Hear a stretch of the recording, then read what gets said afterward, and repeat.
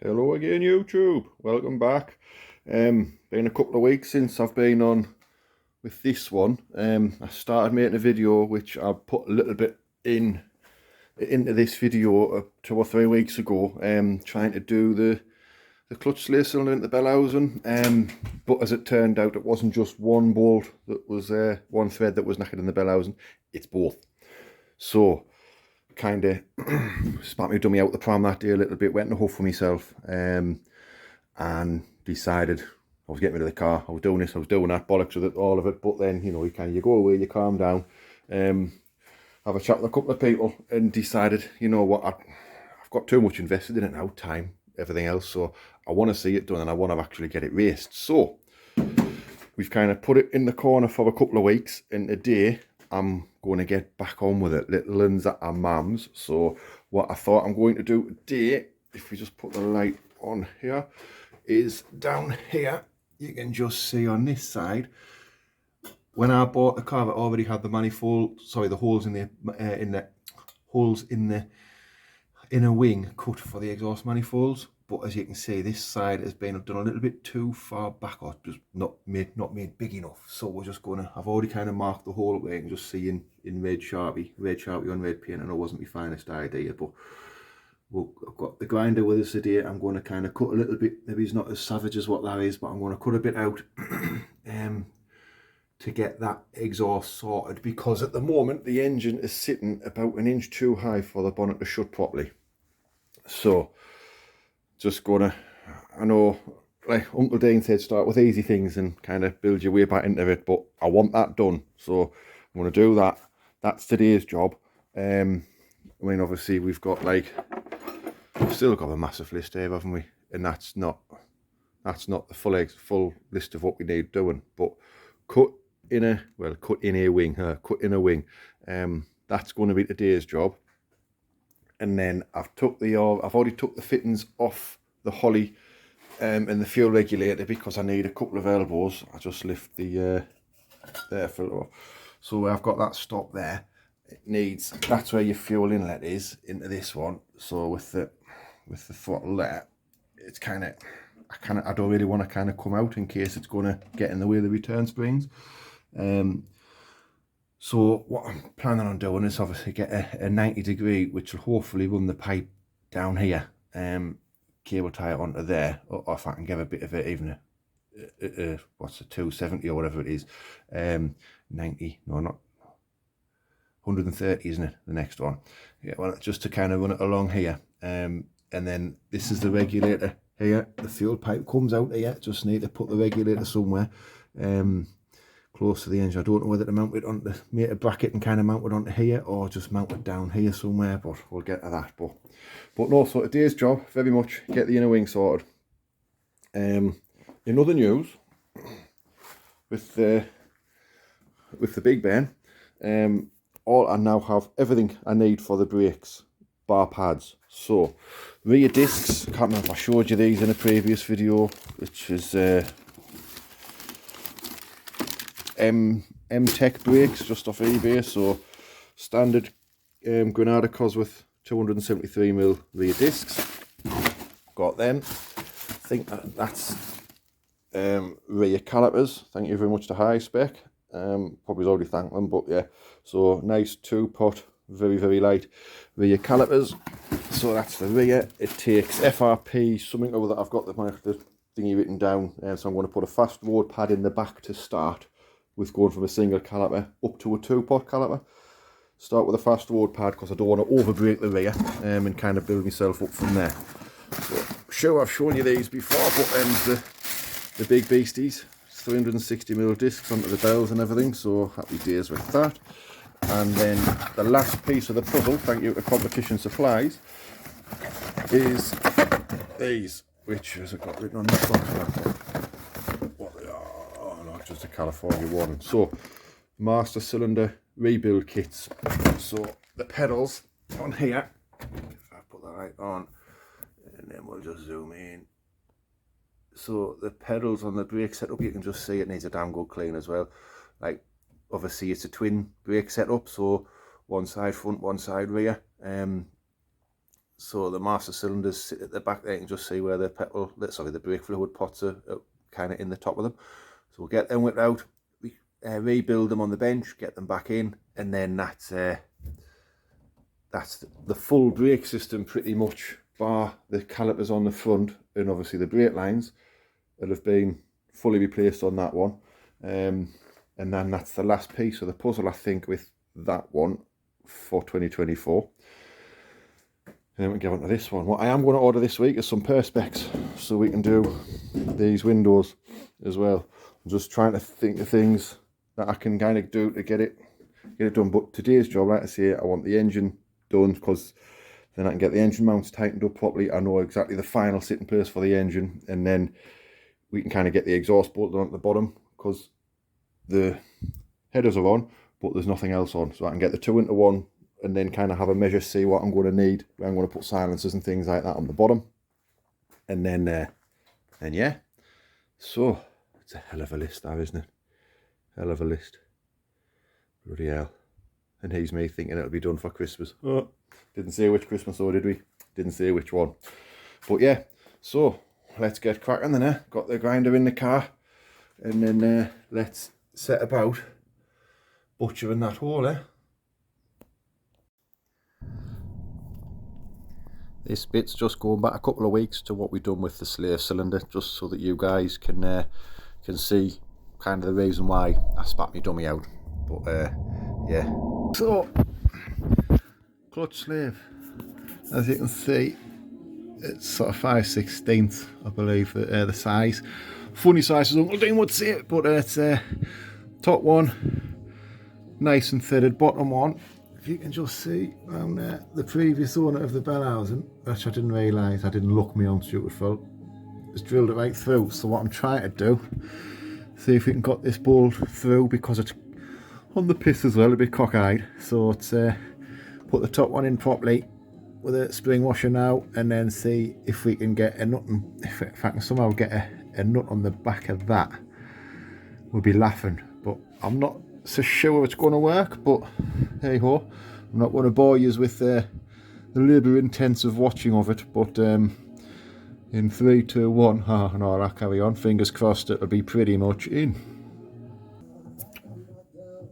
Well, not quite so lucky with that. Turns out the top hole is knackered as well, and it'll just not tighten. So it's helicoil time for these two. You can see what the previous owner has done with the bottom bolt, elongated, so that probably won't helicoil. I don't know what the hell I'm going to do with that one.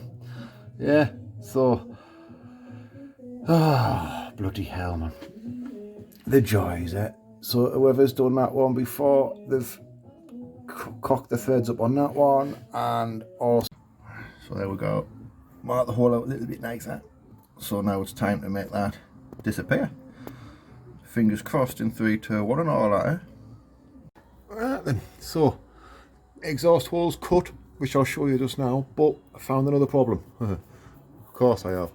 So what's happened, the engine here, this is the intermediate front cover with the oil filter at the front, which obviously, as you can see, we've kind of cover weight sleeve this, because we've got a remote oil filter on, so where the oil would normally come out into the filter, that's got a sleeve tube through there, which comes for the engine, comes out there through the filter, through the cooler, and then back in. I don't know if you can see very well, that one further up the top there, that one what I'm just pointing to there, it comes back in there. So obviously no oil here, but it looks like it hasn't fully sealed like I'd hoped, but it's sitting, this nut is kind of sitting on the top of the rack, and around the back of this bit here is just sitting on the top plate of the rack. So my plan is to drop the rack off and see if we can get in and kind of move it. I think as soon as I drop the rack off, to be fair, I think the engine will drop. So I'll jack it up on the sump, wooden block under the sump, to take the weight a bit for the engine, get that rack out, and then we can get the engine fitting once and for all today. But I'll just come out. Oh, bloody hell. But it's not a pretty hole, but it's a hole. So there's loads of space there for the exhaust, just needs dressing a bit nicer with a file and stuff like that later on. Once I know that it's all in properly, we can do that. But yeah, so I don't know if you can see very well from the top or not. You can't really, can you? Oh, can you? No, not very well, can you? But yeah, so I was debating, do I drop the subframe, do I drop the well, the rack. I think I'm going to try and just take the rack out first, see if that's going to work. And yeah, so, but these guys, I don't know if I've mentioned them before, MGB race engines at Redditch. He's built this engine for me. Just kind of got to know him through motorsport and Facebook and whatever, and just kind of chatting one night, and before you know it, I was going to rebuild this engine myself. It's only a little baby 3.9 in it, but before you know it, he kind of offered to do it for a very competitive price. So yeah, and it makes 215 horse, I think it makes on his engine dyno tight. So not a bad little thing. Slow, but it'll be fun. But yeah, anyway, without further ado, let's start removing this rack here. Then after quite a while messing about trying to get the engine to sit nice, I've got it in, but as you can see, the issue I've got now is the steering rack won't go past up here again. So we've already shaved it, if you can see there. It's already quite a lot off. Don't really know how much more I can take off. I'm going to have to have a proper look, I think. But yeah, so either that, or do we space where the cross member has the like the washers in there to space it, do we space the cross member down a bit further, which will obviously pull everything further down out the way. So going to have to go back to the drawing board, I think, have a bit of a think, and kind of decide what to do, because it ain't obviously ideal. So it's time to pack up for today, because it's getting to that time. It was going to be all done and nice and easy today. I thought I'll get that, you know, get the manifold cut. Sorry, the inner wing cut, which is, you can see now, is just need to clean it up, but there's plenty of space there. We'll just take a little bit more along the bottom away. I can get in with a mini cutter, but it's then just kind of clean it up, make it look a bit prettier. But it's been one of those. It's been one of those frustrating days. Bloody MGs, yeah. It has been one of those frustratingly slow days today, but I suppose you've got to have the bad ones to appreciate the good ones. So let's say I'm going to wrap it up for today. I've kind of know what I need to do, know what I need to look into, research. I know there's different options of cross members, so now I'm thinking, have I got the wrong cross member? So I'm not sure what cross member it is and what the differences are, how to easily tell the differences. So I'm going to have that'll be my Google this evening. But yeah, so, but on the positive side, if we just flick it round here, so get Mr. Torch out. The engine now, oh sorry, the bonnet now,